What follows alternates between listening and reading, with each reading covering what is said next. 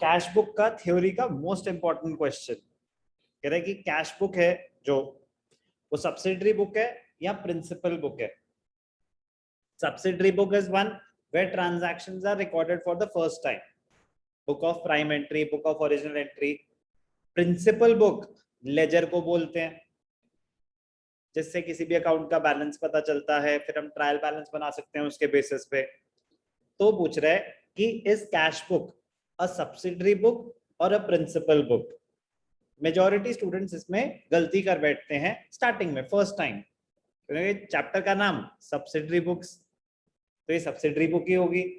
Yes और no? वो जाते हैं कॉमन सेंस के यस साथ। सर। कॉमन सेंस के साथ जाएंगे तो बिल्कुल सही बात है कि जब चैप्टर का नाम सब्सिडरी बुक्स है और उसमें हम पढ़ रहे हैं कैश बुक, तो cash book is a subsidiary book, sub division of journal. But हमने जब उसके फीचर्स पढ़े थे तो लास्ट फीचर क्या था? It performs the function of both journal and ledger at the same time. इसमें रिकॉर्डिंग तो हो ही रही है, सब्सिडरी बुक्स में रिकॉर्डिंग तो हो ही रही है, transactions are being recorded for the first time, but simultaneously balances भी पता चल जाते हैं कैश और बैंक के। जब हम कैश बुक बनाते हैं तो कैश और बैंक का लेजर नहीं बनाना पड़ता। क्यों नहीं बनाना पड़ता? क्योंकि कैश बुक से ही उनका बैलेंस पता चल जाता है। ध्यान से देखना, cash book is it a subsidiary book और a principal book? Cash book, cash and bank transactions are recorded in the cash book, and on the basis of such record ledger accounts are prepared. Therefore cash book is a subsidiary book. Correct, क्योंकि transaction record हो रही है first time, तो cash book is a subsidiary book. Also cash book by itself is a cash account and bank account. कह रहे ऐसा कैसे? The balances are entered in the trial balance directly. Cash book से आपको cash और bank का balance भी पता चल जाता है, so it acts as a ledger also.